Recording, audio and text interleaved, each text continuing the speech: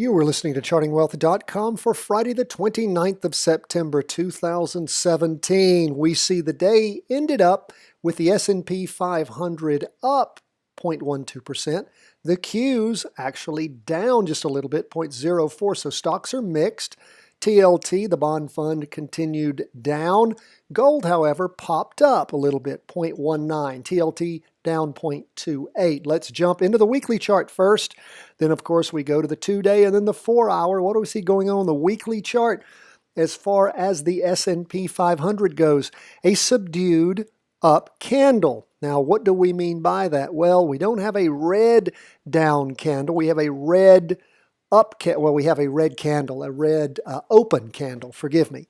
And so what does that mean? Well, it means that the movement is decidedly up. You know, we're still like moving above. If we drew a trend line, we still have an upward trend. And again, the reason we don't draw trend lines, we're still in a confirmed down move, might be getting close to that.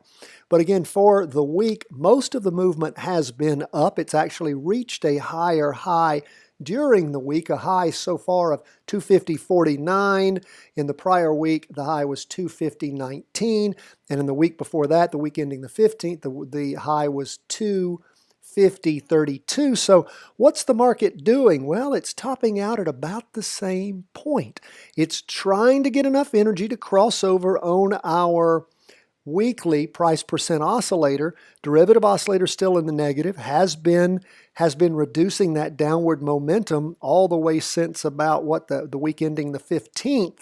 We've had now 4 candles. The last 4 weeks have been strong up movement. This past week has been tempered up movement. So again, will we have a weekly vertical crossover by the end of the week? If it's a strong day on Friday, yes. But what does that mean? Still gives you the jitters as to how true it is, because if the week starts off going down next week, it could pull what appears to be a crossover back in the wrong direction. That is, back down. So jumping into an up move could be dangerous, particularly with the last 3 weeks with a topping out. Market could just be getting ready to get its momentum. So again, that's why you study these markets. That's why you work on it every day. That's why you look at all the charts throughout all the time periods. It's important. You look at all of them. So that's what we see on the weekly. Now let's delve a little deeper and go into the 2-day, a smaller wave that of course makes up the weekly, the 2-day chart. So it's 2.5 candles on the 2-day chart make up a full week. What do we see going on there? Well, we saw the weekly vertical crossover. The high was 250.09. And again, remember the highest high that we've had so far is around 250.32. Let's see, does it get higher?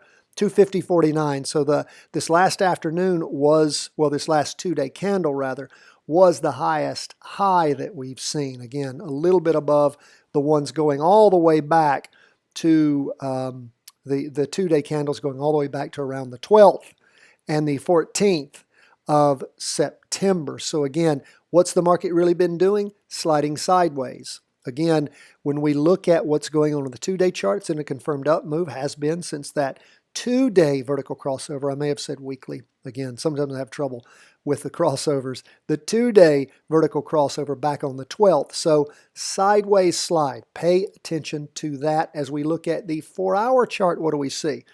4-hour chart at the end of the day crossed over going up. Solid movement of the last 2 days. We see 4 4-hour candles. Of course, that makes up 2 days of strong upward movement, ended above the Bollinger Band. So that's interesting to watch, and we will continue to do so.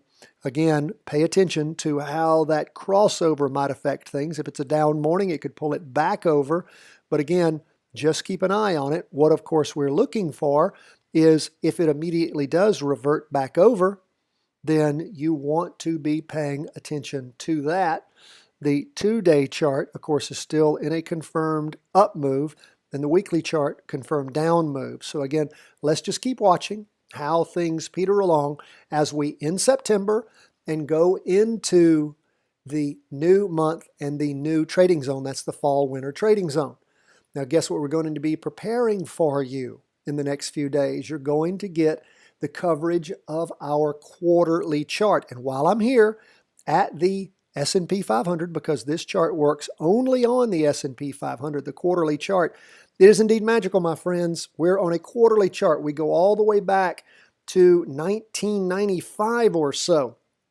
And where we see our first crossover occur in mid-95 would have helped you ride the market all the way up to when it started to turn over in about mid-2000.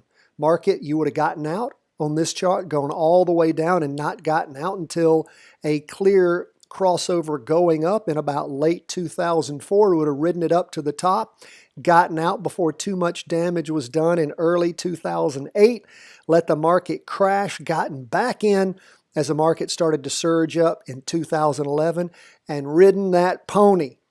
I mean, again, is that not a magical, amazing chart? Well, you want to know what it's about. If you haven't already listened to our first training on the quarterly chart, and we even give you a copy of this chart for you to use at freestockcharts.com. So if you've not signed up for that training, you need to do it now, because when the new training comes out, you won't necessarily know what the hell we're talking about if you've not listened to the first one. So make sure to sign up first for our daily market review at chartingwealth.com. Then simply, when you receive your first Charting Wealth daily market report, it's an email you get every day with the podcast you're listening to or watching right now. And what you get with it is you'll get everything that we have to offer, but you need to simply reply to that and put the word quarterly in your reply. We will know then that you want the quarterly training. We'll pop that right off to you. In fact, when I finish the show today, I'm going to be sending a lot of emails to people who have requested that chart. Everybody who's requested it to this point, if you've not already received it, you will receive it today. So thank you again so much. Let me keep moving through these charts before I run out of time. But it is exciting. Going to be doing that great new training here right away.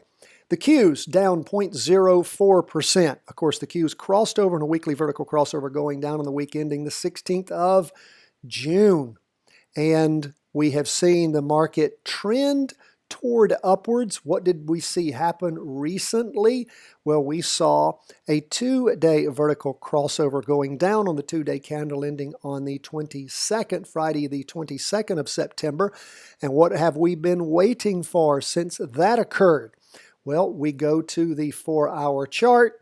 We've been waiting for a pullback, which is underway at this point. And if and when this chart crosses back over going down, and again, a down crossover looks like what we saw happen back on the 14th of September, that would be our jumping in point to ride this baby down. Why? Because we have a trend on the weekly and the 2-day chart going down. Once we get that pullback we wait for, and the reason people sometimes say, why do you wait for a pullback? Why don't you just jump in?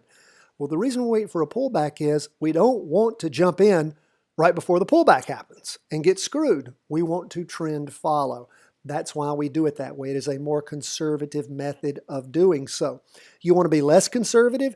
You can look at the 2-hour chart. Take more risk? Have at it. The 2-hour chart crossed over, pulled back at 10 a.m.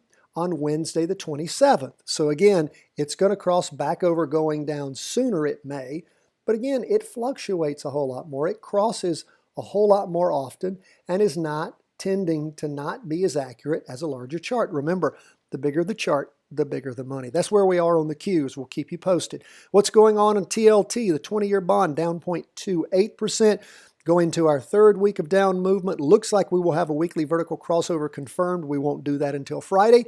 Everybody who receives our text service will, of course, receive notification as to weekly vertical crossovers. Again, if you want to be on that service, you need to go subscribe to our newsletter, our daily market report for free at chartingwealth.com. Instructions will be there on how to text to the number 33222, the word Charting Wealth. Easy enough. Everybody who signs up will get notification for free. What do we see going on the 2-day chart? Well, the 2-day chart crossed over going down back on the 14th of September, the 2-day candle ending then. And of course, where do we see the 4-hour chart? Well, the 4-hour chart, of course, pulled back and then crossed over for us in the afternoon on the 27th. The jumping in point, of course, was in the morning on the 28th. And again, when you've got a morning jumping in point, how do you pull that off? Well, you typically pull that off looking at what the market's doing on the 30-minute chart around 10:30. Once we get past idiot hour, things look clean, then you can, of course, use that as your jumping in point. Market opened around 125.38, hit a low of 123.97, recovered a little bit in the afternoon. Of course, if we look at that 30-minute chart around 10:30, we saw that pretty much the lows had already, we had basically the market start off with a huge down move. It was a green candle around then. Not the best time to look at jumping in. Could have, if of course you would have, it opened at 10:30 around 124. Let's see, opened at 124.54. And of course closed at 124.53. So 6 of one, half dozen of another on that. If indeed when you see another opportunity to jump in, you can sure do it. If you just want to go by old habit and just have a rule, then your rule can be when you have a crossover occur in the afternoon on the 4-hour chart, that you just get in at 10:30, period, and see how that goes. And again, what are we doing? We're practicing. That's why we're using our trade worksheet to have a record of how does that work time and time again when I'm on TLT in a certain month of the year and I do what the market allows me to do. Did it work 3 years ago? Did it work 2 years ago? Did it work 1 year ago? Did it work 6 months ago? If you start doing what we tell you to do, we ask you to take all these notes and keep these documents for a reason. They're a training record for you. And you need that training record. Now, lastly, we will continue pushing through these charts and we will go to gold. What do we see going on gold? Well, on the weekly chart, we see that gold is entered into its second week of down movement. Doesn't look like we'll have a weekly vertical crossover going down this time. So we'll just continue to watch gold. Derivative oscillators losing energy and the price percent oscillator is no crossover. Don't expect it this week. What do we see going on the 2-day chart? Of course, it crossed over going down back on the 2-day chart ending on the 20th of September. Lots of red down candles. The latest red candle that ended on Thursday the 28th is another down candle. Lots of down movement. As we look at the 4-hour chart, what do we see going on there? Haven't had that pullback yet. Gold has just continued to move down, down, down. Of course, this 4-hour chart is a great training chart. Never crossed over, got awfully darn close on the 26th, but then reverted back over to going down. So again, how do you want to experiment? If you like this 4-hour chart as a total trading chart, you can, of course, add into not only where the derivative oscillator is along with the price percent oscillator. When the price percent oscillator and derivative oscillator coincide, you can look at that and experiment with jumping in points. But also, as we warned you, you start looking back at where gold bottomed out back in August. It bottomed out at about the same place it's bottoming out right now. So, like we said the other day, at about 122, be very, very careful. Folks, that's where we are at the end of the day on Thursday as we go into Friday, the 29th. Thank you so much for being with us. We will be recording at the end of the day on Friday. We will be recording for you the comprehensive review and forecast. And of course, coming up soon after that will be at the beginning of the week sometime. We will be producing for you that quarterly review with the new quarter that begins on October the 1st. God bless you all. Take care. All the best from the entire team here at chartingwealth.com.